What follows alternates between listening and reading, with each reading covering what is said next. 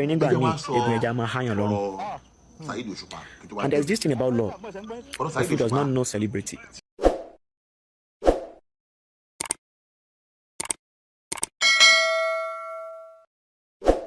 ọ̀tẹ̀ ló ń jẹ́ ló ń pè ọ́ kò sẹ́ni tí ò lórúkọ tiẹ̀ àti wípé ọmọ kì í gọ̀ títí sẹ́ẹ̀ kó gbàgbé orúkọ ara rẹ̀. ààfin tèmi ò nílò ìdánimọ̀ lọ́jà tó bá dọ́jà báyìí wọ́n á mọ̀ pé ó dọ́jà ni. èmi tí ń tòótọ́ Samuel Owóyẹmí fẹ́lẹ́fẹ́lẹ́ láyé lórúkọ mi fẹ́lẹ́ ní gbogbo ìyẹn mọ̀ mí sí. èmi náà kọ́ Ọlọ́run ọba òkè ló fún mi ṣe ní gbogbo ìgbà. ẹ jẹ́ wá sọ ọ̀rọ̀ Saheed Osupa kí tó wá bẹ̀bẹ̀ ọ̀rọ̀ Saheed Osupa tí àwọn èèyàn ń gbé kiri ẹ rí pé ọ̀rọ̀ méjì ló ṣẹlẹ̀ lórí ọ̀rọ̀ Saheed Osupa ní bí ọ̀sẹ̀ tó kọjá yìí ọ̀rọ̀ méjì ló ṣẹlẹ̀ ní ipa ọ̀rọ̀ Saheed Osupa ní ọ̀sẹ̀ yìí àkọ́kọ́ ń bẹ̀ méjèèjì ìkan péré ni mo rí gẹ́gẹ́ bí nǹkan tí mo fẹ́ dá sí bẹ̀ ṣé tí ọ̀rọ̀ wọn àti àáfàá Súnà èmi ò dá sí torí pé pẹ̀lú tí gbogbo wa rí yẹn àáfàá Súnà ò ṣe dáadáa kúlẹ̀ akọ̀wàlà ọ̀ká ànàmúra nípa ti ọ̀rọ̀ tó ṣẹlẹ̀ láàrin wọn pàápàá jùlọ bí èèyàn bá ní àǹfààní àti máa bá àwọn èèyàn ńláńlá ṣe mo ní mi ò dá sí bẹ́ẹ̀ tí ń dá sí nìyẹn o ok mo ní dáadáa dá sí ṣé bí èèyàn bá ní àǹfààní àti máa bá àwọn èèyàn ńláńlá ṣe kò dáa o ò lè sọ pé o lóyà sí yàn kó máa wá rìkọ́ọ̀dù ẹni tó lóyà sí kómídè kómí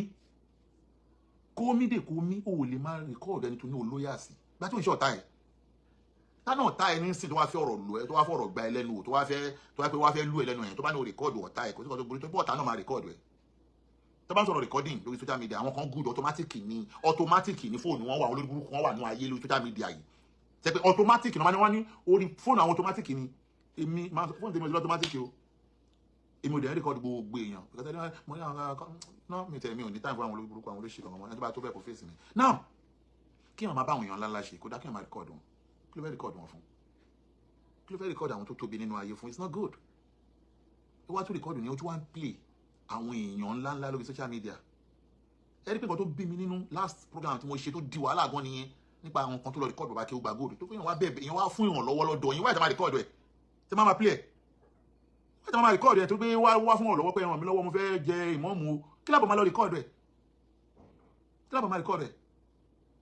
mo ṣe wà yìí àwọn kan máa fẹ́ ṣe ìbàjẹ́ ọ̀kan lọ́mọ ẹ má bọ́ ọ̀kan lọ́mọ sọ̀rọ̀ ó ń rìkọ́ọ̀dù míálímíàdì o ọlọ́run má jẹ́ mi wà yìí ọlọ́run má jẹ́ kí n rìkọ́ọ̀dù ẹni tí mo kò lólùfẹ́ mi ní kí ló fẹ́ mú rìkọ́ọ̀dù ẹ̀ gbàgbọ́n àwọn kan lọ parọ́ mọ́ mi ọ̀kan lọ́mọ rìkọ́ọ̀dù bàbá mùdírù mọ́ríkàsì àwọn kan lọ parọ́ mọ́ mi ọ̀kan lọ́mọ rìkọ́ọ̀dù bàbá mùdírù mo ní míálímíàdì o tí bó bá ní rìkọ́ọ̀dù mùdírù mọ́ríkàsì lọ́wọ́ bí bá rìkọ́ọ̀dù mùdírù láyé mi gbogbo tí bá ṣe ní ìbàdàn kọ́ lọ́mọ má gbà bí ẹ máa di mùdírù máa ń sọ̀rọ̀ dáadáa gbà yẹn máa ń sọ̀rọ̀ tí bá rìkọ́ọ̀dù mùdírù láyé tí bá kẹ́ mo rìkọ́ọ̀dù mùdírù mọ́ríkàsì ìtàn gbéjáde nígbà kan mo ti sọ yẹn mo ti yanjú yẹn ẹni tó rìkọ́ọ̀dù ẹ̀ wèrè tó rìkọ́ọ̀dù ẹ̀ náà ló lọ padà gbé fáwọn olórí burúkú kan òun ló rìkọ́ọ̀dù mùdírù mọ́ríkàsì ń bá wa sọ̀rọ̀ èmi àfọwọ́nukùránì kájú ẹ̀ àti wèrè Sẹ̀bílù Bàjáde yẹn òun ló rìkọ́ọ̀dù Sẹ̀bílù Bàjáde ló rìkọ́ọ̀dù but gbàdọ̀ lọ parọ́ pé yẹn kan lọ́mọ rìkọ́ọ̀dù but mo ti sọ yẹn ọlọ́dẹ̀ ti ní kí alhamdulilayi ti kọjá nìyẹn bí mo ṣe close mọ́ bàbá kí ó gba góòdì tó mi ò ní rìkọ́ọ̀dù bàbá kí ó gba góòdì kan lọ́wọ́ ọlọ́run dẹ̀ ń jẹ́ kí n lọ́sìn fẹ́ fi ṣe mi close mẹ́mi sí ọlọ́mọ tó ọlọ́mọ ẹ̀kí rìkọ́ọ̀dù ẹ̀ ní lọ́wọ́ mi ọlọ́mọ ẹ̀kí fi ṣe àyẹ̀mọ́ àwọn ńláńlá tó wà nínú ayé tí wọ́n bá ṣe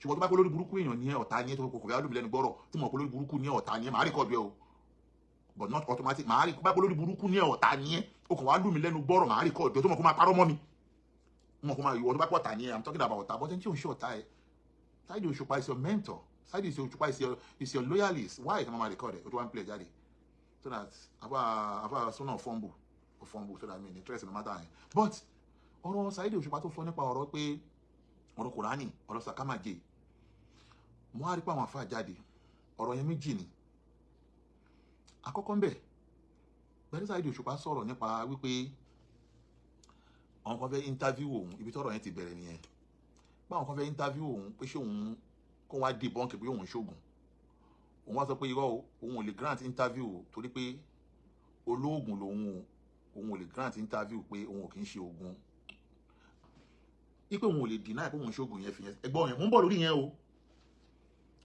lórí yẹn o ṣùgbọ́n ẹlẹ́ẹ̀kejì Saheed Osupa wá sọ ọ̀rọ̀ kan tó mú padà farabalẹ̀ gbọ́ ọ̀rọ̀ yẹn létà kódà mo ní ọ̀rọ̀ yẹn bíbáyìí tó máa gbé táwọn ẹ̀yẹ́kin pílẹ̀ ni Saheed Osupa wá sọ wípé gbogbo wa là ń ṣoògùn point of condition gbogbo wa kọ́ là ń ṣoògùn gbogbo akọ́là ń ṣoògùn. Point of correction, that's number 2, gbogbo akọ́là ń ṣoògùn.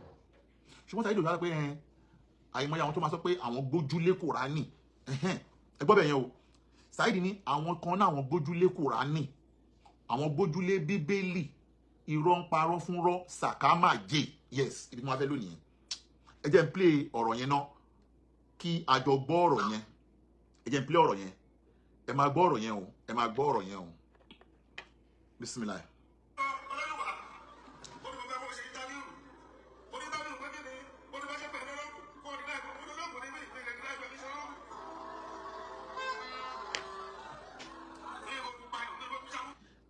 Eléyìí tó kọ́kọ́ sọ yìí, mo ń bọ̀ lórí ẹ̀ o. Pé olóògùn ni mí ìfokùn pààyàn, mo ń bọ̀ lórí yẹn o. Ẹ máa gbọ́ lọ.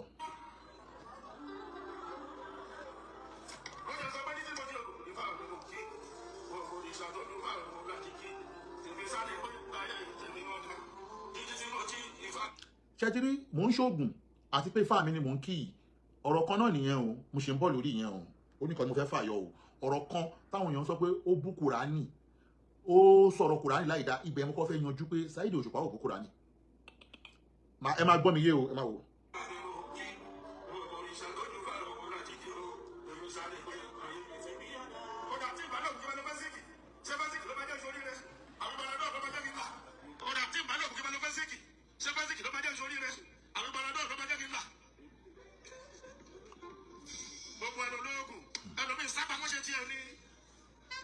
Now, ẹ máa wá gbọ́ bí mo fẹ́ kọ́ lò léyìí o. Gbogbo wa lolóògùn yẹn, gbogbo wa kọ́ lolóògùn. Mo lè máa sọ reason gbogbo wa kọ́ lolóògùn. Ẹ máa wá gbọ́ bí báyìí, ẹ jẹ́ n tuntun gbọ́.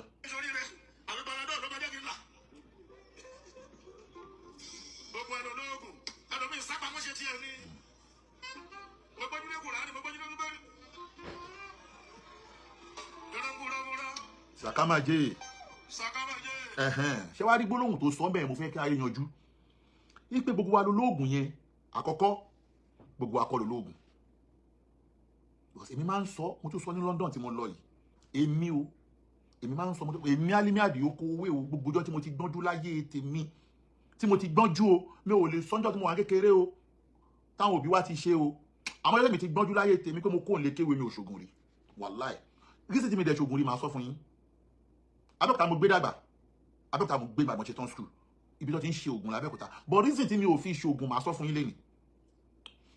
Ẹlẹ́ẹ̀kejì, ó wá ní pé mo gbójúlé Kùránì, mo gbójúlé Bible, irọ́ ń parọ́ fún rọ́, ó wá ní sàkámàjè. Ṣé tí kankan tó yá àwọn àfáà bẹ́ẹ̀ ni pé àwọn àfáà ọmọ tó mọ ohun tó lò bẹ́ẹ̀ ni. Àwọn àfáà ọmọ tó mọ ohun tó lò ní bẹ́ẹ̀ yẹn. Lọ́pọ̀lọpọ̀ àwọn àfáà ṣe ń wò pé bóyá ó condemn Kùránì, kò condemn Kùránì, kò condemn Bible. Ló ṣe tún orin yẹn kọ wípé òun nígbàgbọ́ sí Kùránì, òun nígbàgbọ́ sí Bible. Ṣùgbọ́n àwọn kan ń ṣe àbòsí. Yes. Àwọn kan ń ṣe àbòsí lóòótọ́, àwọn kan ń ṣe oògùn tó ń parọ́ láwọn aláàfáà, lẹ́yìn tí ó ṣe àfáà, àwọn èèyàn ń ṣe oògùn lóòótọ́. Ṣùgbọ́n ẹni tó bá ń ṣe oògùn, mo ṣe ń bọ̀ lórí àwọn tó ń ṣe oògùn o. Mo ṣe ń bọ̀ lórí wọn o. Ṣùgbọ́n mo gbójúlé Kùránì, mo gbójúlé Bible, irọ́ ń parọ́ fún sàkámàjè. Kùránì kan ló ń bá wí. Àwọn tó ń parọ́ pé àwọn gbójúlé Bible, àwọn gbójúlé Kùránì, àwọn ló pè ní sàkámàjè, sàkánirú wọn. Bí pé kíyàn náà ké fún yàn náà pè túmọ̀ pé gbà kò jẹ́, ó kàn jù sí pé òkè Kùránì mo gbójúlé o, Bible mo gbójúlé o. Ẹni tó ń sọ̀rọ̀ gangan ló pè, ló ń bá wí. Kò ń ṣe Kùránì gangan. Kò condemn Kùránì, kò condemn Bible. Ẹ gbọ́ mi yé o. Kò condemn Kùránì, kò condemn Bible. But àwọn kan ń parọ́ fún àwọn èèyàn pé àwọn gbójúlé Kùránì o, àwọn gbójúlé Bible o. Àwọn èèyàn ló ń sọ, ó lè wà nínú àfà, ó lè wà nínú pastor, ó lè wà ní tó ń ṣe àfà. Tó máa parọ́ pé Kùránì àwọn gbójúlé o. Àyè mo yà wọn àfà tèmi gan mọ̀ lórí social media, but I don't ready to mention anybody's name. Tó já sí wípé àfà ni wọ́n, ṣùgbọ́n babaláwo ni wọ́n. Wàláì. Mo mọ àfà tó bá lọ sí òde wáàsí. Ìfúnpá máa wà lápá méjèèjì báyìí, ó máa dé bàtẹ́mọ́dì. Wàláì. Tó bá dé òde, wọ́n máa pariwo Kùránì. Sàkámàjè ni. Wọ́n ní ìgbàgbọ́ nínú Kùránì yẹn. Bí mo ṣe sọ̀rọ̀ kanjọ́ tí mo lọ sí ọ̀dọ̀ àwọn àsàlátù ar-Rahman, ó bọ́ sọ́jọ́ Kùránì wọn. Mo wá sọ fún wọn níbẹ̀ wípé Kùránì tá a kà lé níyì o. Kùránì tá a kà lé níyì o. Wa iza sa'alaka ibadi fa inni qaribu ujibu da'wata da'i iza da'ani falyastajibu li. Bí ó bá pariwo Ọlọ́run kó pe Ọlọ́run, ó kọ́kọ́ gbọ́dọ̀ jẹ́ pé Ọlọ́run wa yu'minu bi, ó gbọ́dọ̀ wà nígbàgbọ́ nínú Ọlọ́run. Ọ̀pọ̀lọpọ̀ àwọn àfáà lè pé àtàwọn èèyàn lè pé ìgbàgbọ́ wa kéré nínú Kùránì, a gbàgbé pé Kùránì yẹn gangan lágbára. Kùránì agbára tó wà ní Kùránì ó tóbi púpọ̀ ṣùgbọ́n àwọn èèyàn wọ́n kéré wọ́n fojú kéré agbára Kùránì wàláhì mo búra pẹ̀lú bá tó ní ẹ̀mí mi tí bá parọ́ kọ́ lọ́mọ gbà bàdá mi kò sí agbára kan lẹ́yìn Kùránì tí mo gbójúlé mo ní ìgbàgbọ́ nínú Ọlọ́run púpọ̀ àti Kùránì pé ẹ̀dá Ọlọ́run kan ò lè dá burú ṣe fún mi wàláhì mo ní ìgbàgbọ́ nínú ẹ̀ mo sọ nínú àwọn àràmọ́ àwọn kan níbẹ̀ mo ní tí a bá lọ sójú ogun èèyàn ẹgbẹ̀rún tó bá lọ sójú ogun bá níyàn kan ló máa padà wálé màá ní ẹ̀fọ́ kan máa lè mí nìkan mọ̀ ń padà bọ̀ nílé pẹ̀lú gbàgbọ́ mo lè má dá wálé lèmi yẹn máa ń ṣe fáàrí pé àní pẹ̀lú orúkọ Ọlọ́run ó dá mi lójú pé èèyàn kan ò lè ṣàbúrú fún mi lẹ́yìn Ọlọ́run àfijọ́ tọ́lọ́run bá sùn látà oṣù náà tó dẹ̀ ní sùn èmi nígbàgbọ́ ní Ọlọ́run tó dáa bí pé Kùránì yẹn wọ́n wá ní nínú zilo mínà lè Kùránì kíyàn Kùránì ta sọ̀kalẹ̀ yìí ó máa wá ṣìfáàwù kò sí ìwòsàn kan tíyàn ń wá láyé tí ò sí ní Kùránì wàràmà gbogbo tó bá fẹ́ dà láyé ẹ pátá lórí ire láyé máa ka Kùránì ó wà ní Kùránì náà Saheed Òṣùpá mọ́tò padà sọ́dọ̀ Saheed Òṣùpá tó ní pé mò ń ṣe oògùn gbogbo wa lolóògùn ibẹ̀ mú afẹ́ kí Saheed Òṣùpá mọ̀ wípé oògùn kọ́ ló sọ Saheed Òṣùpá di ohun tó dà láyé yẹn oògùn kọ́ ló sọ Saheed Òṣùpá da ohun tó dà láyé tó bá pé oògùn ló ń sọyàn di ohun tí Saheed Òṣùpá dà láyé ni àwọn tó ń ṣe oògùn fún òṣè dàbí Saheed Òṣùpá àwọn tó ń ṣe oògùn fún òṣè dàbí Saheed Òṣùpá ṣàtìrí gbogbo ẹ̀dá tẹ bá rí tó bá ń ṣe oògùn tó bá ń po sorry méjì ni o àwọn kan wà wọ́n mọ oògùn babaláwo ni bàbá wọn wọ́n mọ oògùn lóòótọ́ tó dá wọn lójú mo ní ọ̀rẹ́ tó mọ oògùn tó dá lójú Kọ́lé Oṣó bàbá ẹ̀ ní oògùn òun gan ní oògùn ó dá lójú ó dẹ̀ ní àwọn oògùn ìwòsàn oríṣiríṣi ọ̀tọ̀ nìyẹn ṣé o tún ní ìwọ tí o bá mọ oògùn tó bá lọ ń ṣe oògùn gànọ́mù ní ẹ òpònú ní ẹ àpẹẹrẹ pé o ò já ni tó ní ìwọ tí o bá mọ oògùn pé o lọ ń fi owó ṣe oògùn àpẹẹrẹ pé half court sí ni ẹ ni Saheed Òṣùpá kẹkẹrẹ àgbáwo ni ẹ bàbá àgbáwo ni ẹ má bá wọn sọ pé oògùn ló sọ ẹdín tó dààmú yẹn àwọn tó ń ṣògùn fún Saheed Òṣùpá wọn ń gbá Saheed Òṣùpá ni mo sọtọ lórí social media yìí àgbáwo ni ẹ Saheed Òṣùpá Ọlọ́run àti tálẹ́ Ọlọ́run ló fún ẹ ní ọgbọ́n Ọlọ́run ló fún Saheed Òṣùpá ní ọgbọ́n àti òye àti ìmọ̀ àtòye Saheed àti Ọlọ́run tó ń jẹ́ Allahu òun ló sọ Saheed Òṣùpá dáhùn tó dà yẹn o torí pé àkọ́kọ́ tọ́lọ́run fi ń ṣe oore fẹ́ni tó bá fi ṣe oore fún ni pé yóò ti ikima mọ́ yẹ ṣá Ọlọ́run máa ń búyàn ní làákàyè bó bá ṣe fẹ́ wà máa ń tọ́lọ́run bá fún làákàyè fàkọ́dé fáwọn làzim owó tọ́lọ́run ṣe fún òkèrè o ọpọlọ tọ́lọ́run fún Saheed Òṣùpá irú ọpọlọ bẹ́ẹ̀ yẹn tó bá pé ìlú èyìnbó ló wà ní tó bá dì tẹ́ẹ̀tì ọpọlọ yẹn ọjọ́ tó bá dàgbà tó bá kú wọn ní sin ọpọlọ yẹn wọ́n máa gbá rìsáàṣì ojú ọpọlọ yẹn ni ọpọlọ yẹn pọ̀ oògùn kọ́ Ọlọ́run ló wá fún ní ọpọlọ tó ń lò irú ẹ̀ náà mo sọ fún Portable jọ kìnìún àná pé tẹ́lẹ̀ gbogbo pàǹtí tó máa ń gbé fún yín yẹn wọ́n ń gbà yín ni wọ́n ń gbà yín ni àpẹẹrẹ mugun ni kí wọ́n máa lóhun ṣógun aláìmọ̀búra àpẹẹrẹ mugun ni mugun ló ń ṣógun aláìmọ̀gun wọ́n gbà ẹ ni wọ́n yọ tẹ́lẹ̀ babaláwo ní Nàìjíríà babaláwo 90% babaláwo 419 ni wọ́n ìmọ̀sọ́bẹ̀ lórí social media yìí 90% babaláwo 419 àga imá ni wọ́n ọ̀nkọ́ọ̀tì gbogbo wọn tó bá pè mí àti wọn máa jẹ́ kọ́ mọ̀ wọ́n ọ̀nkọ́ọ̀tì ni wọ́n mo sọ fún yín pé mo wọnú wọn gan nígbà tí mo wà lábẹ́òkúta ihun tí mi ò fi ń ṣoògùn ní nígbà tí mo wà lábẹ́òkúta ní ilé olóògùn gbogbo tó bá ń wá oògùn wá sábẹ́òkúta ni ṣùgbọ́n bó ṣe ní oògùn tó yẹn wọn ò ní gbé ọ̀ríjínà fún ẹ wọ́n máa ṣàmọ́lé ẹni wọ́n máa ṣàìmọye gbóòórùn mọ́lẹ̀ táwa yìí mọ́ lábẹ́òkúta pé ṣáìn lásán ni tọ́lẹ̀ máa gbé èèyàn wọbẹ̀ tọ́lẹ̀ pé àìmọye kọ̀tálà náà fún sí tó máa ṣe fún nínú gbóòórùn mọ́lẹ̀ ọ̀nkọ́ọ̀tì ni wọ́n máa print money fún ó máa bá yà kékeré sọ̀rọ̀ yà kékeré máa jáde máa bẹ́ẹ̀ sọ̀rọ̀ tẹ́lẹ̀ gbogbo kìíní yẹn flashing lásán ni ọ̀nkọ́ọ̀tì ni so that bí Saheed Òṣùpá bá ní orin títí ó pàdé tó ti ń fodó òbílẹ̀ jẹun wọ́n dàrú mọ́ ẹ lójú ni ọ̀nkọ́ọ̀tì ni gbogbo ẹ̀ ọ̀nkọ́ọ̀tì ni so that Ọlọ́run lọ́ba tó ń ṣe ohun gbogbo inú orin Saheed Òṣùpá ni mo ti gbọ́ ọ̀rọ̀ yẹn tí mo dẹ̀ nífẹ̀ẹ́ ọ̀rọ̀ yẹn pé Ọlọ́run ló ń ṣe ohun gbogbo ẹ̀dá kan lè má tiraka Ọlọ́run ló ń ṣe ohun gbogbo ẹ̀dá kan lè má tiraka gbogbo nǹkan lọ́wọ́ orí ni Ọlọ́run lọ́ba tó ń ṣe ohun gbogbo oògùn kan oògùn ò lè sọyàn dín nǹkan kódà àwọn táwọn àgbẹ̀yìnbó àwọn tó wà ní òyìnbó tó ti wá wà ní òyìnbó tó bá tún ṣoògùn ọ̀dẹ̀ nìyẹn arìndìn nìyẹn tó bá tún ṣoògùn ó mọ̀ pé ọmọ òṣè òjẹ́ ìlú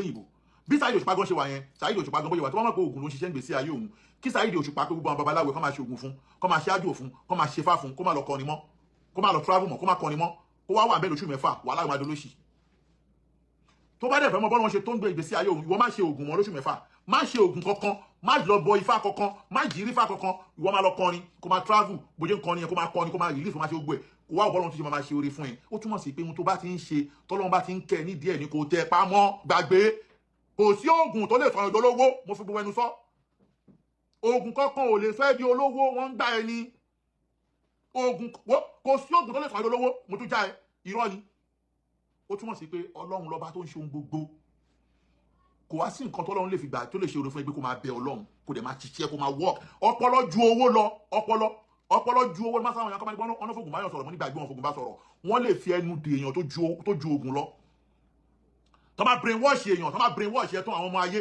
tó bá brainwash ẹ wà nílùú òyìnbó wà á dẹ̀ máa lọ gbowó ní báńkì wà máa send ẹ̀ sáwọn tó wà Nàìjíríà ẹni tẹ́jọ́ ń sùn òdẹ̀ ní gbọ́ kò ní mọ̀ wọ́n máa fẹnu dì ẹ́ ní pé ẹni tẹ́jọ́ ń sùn nílùú òyìnbó kò ní mọ̀ pé òun da owó sí Nàìjíríà wọ́n dẹ̀ máa dì ẹ́ ẹnu náà fi dì ẹ́ wà láwọn ológun fún ẹ ẹni máa ní ogun náà fi ń bá sọ̀rọ̀ wà lọ kó wá irọ́ ni wọ́n ò fogun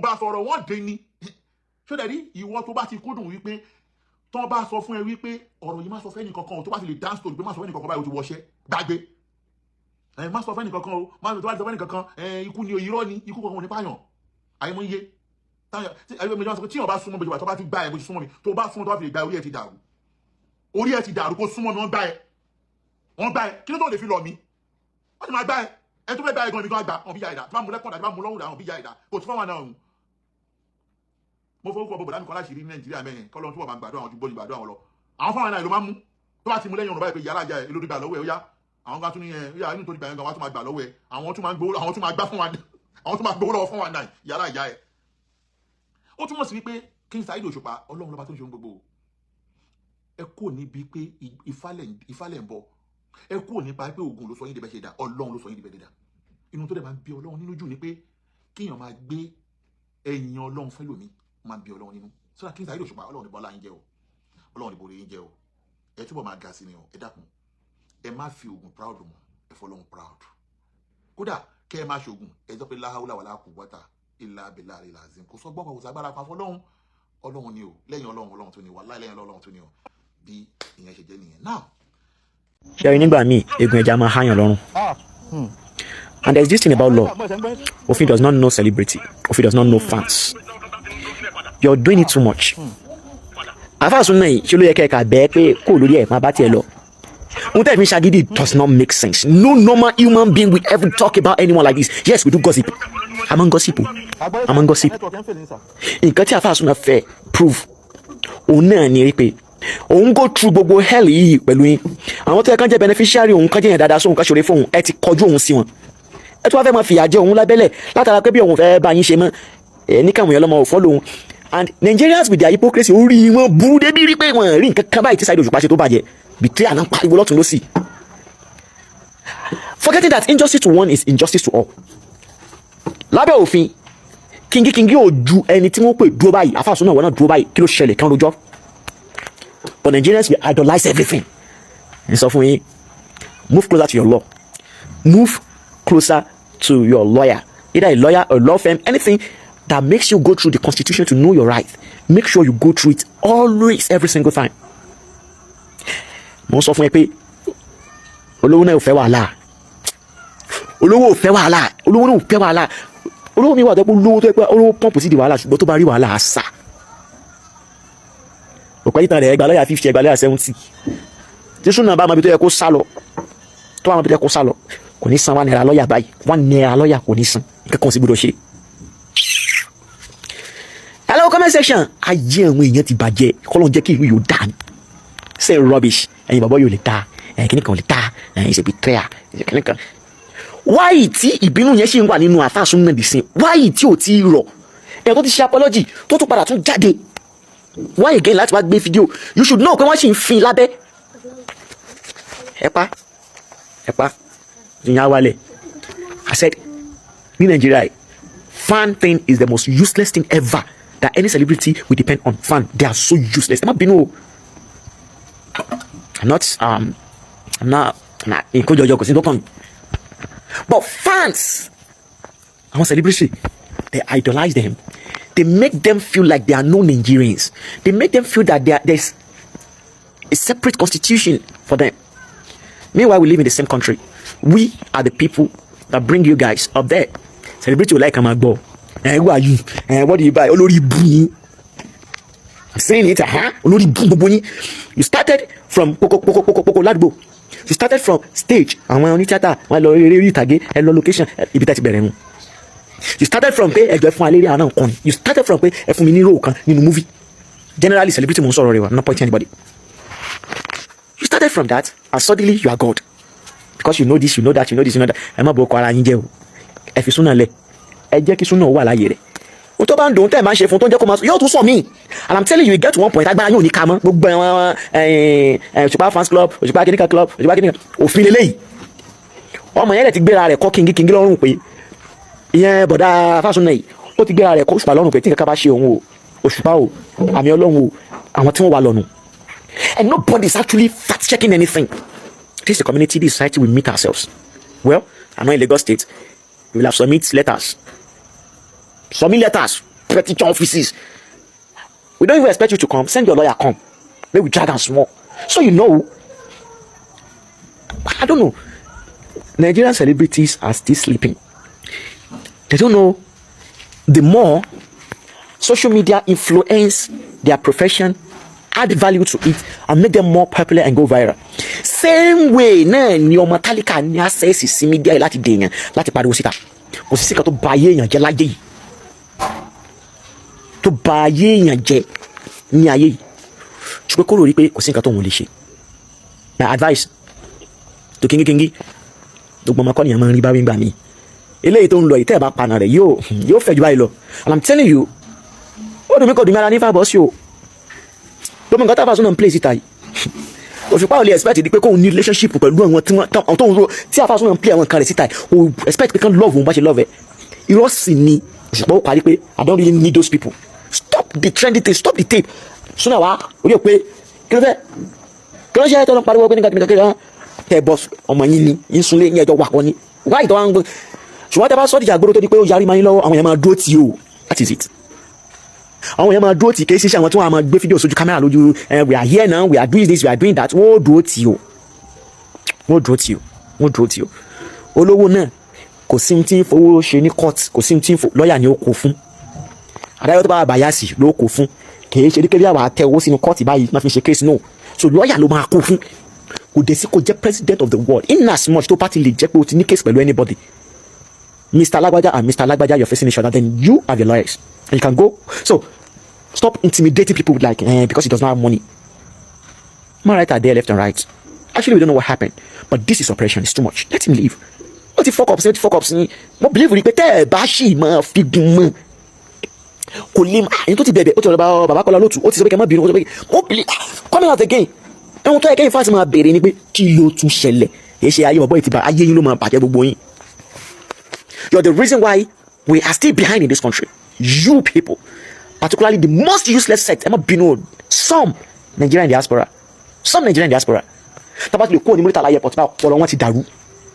Set of depressed people. So if they want to fund a celebrity, they idolize him and make him feel like God. And they want to put Nigeria Nigeria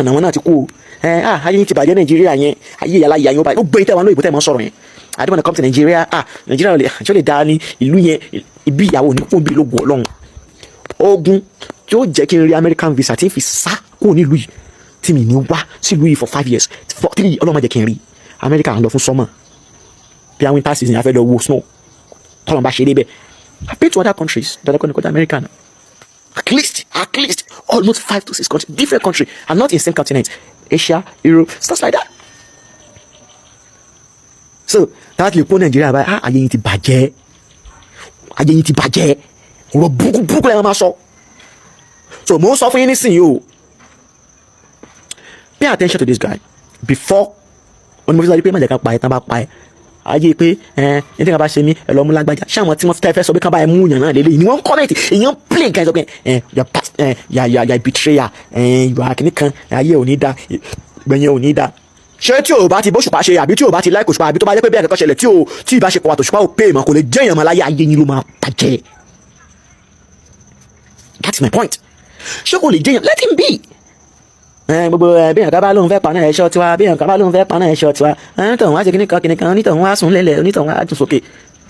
Kábàáyé ní ìdẹ ọmọ yìí afá yìí kéré sí yín náà ẹ̀rẹ̀ ti jọ wà for long at least ẹ̀yin lẹ́kẹ̀ tó àti fẹ́ mi yẹ fẹ́ pé kẹ̀tẹ̀ ti sọ kẹ́sàn kankan. Pasuma Labi akọrin ni wọn náà bàbá mi Kọ́lìntì ògbólógbà akọrin lẹ́yìn náà but nobody cares. That's your problem. You've been together for a while, you didn't call us. Now it is preparing and Suna has called the attention of the audience and we are not gonna sit.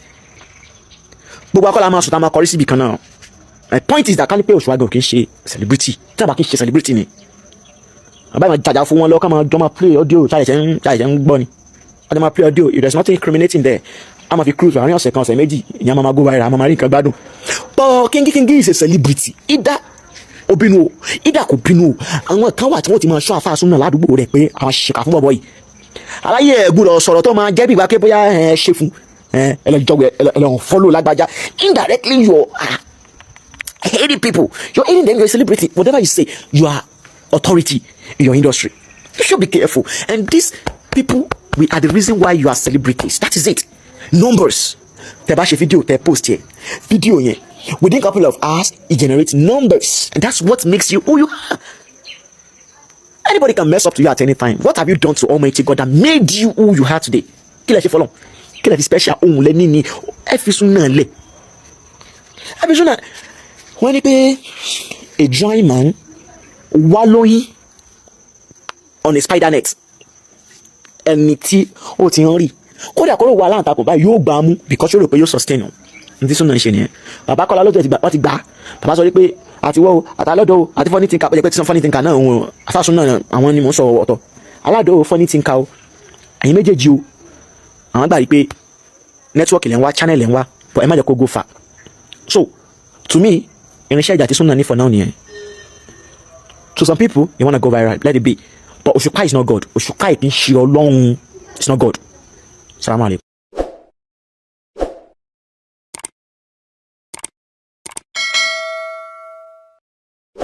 ọ̀tẹ̀ ló ń jẹ́ ló ń pè ọ́ kò sẹ́ni tí ò lórúkọ tiẹ̀ àti wípé ọmọ kì í gọ̀ títí sẹ́ẹ̀ kó gbàgbé orúkọ ara rẹ̀. ààfin tèmi ò nílò ìdánimọ̀ lọ́jà tó bá dọ́jà báyìí wọ́n á mọ̀ kó dọ́jà ní èmi tí ń tòótọ́ Samuel Owóyẹmí fẹ́lẹ́fẹ́lẹ́ láyé lórúkọ mi fẹ́lẹ́ ní gbogbo ìyẹn mọ̀ mí sí èmi náà kọ́ Ọlọ́run ọba òkè ló fún mi ṣe ní gbogbo ìgbà.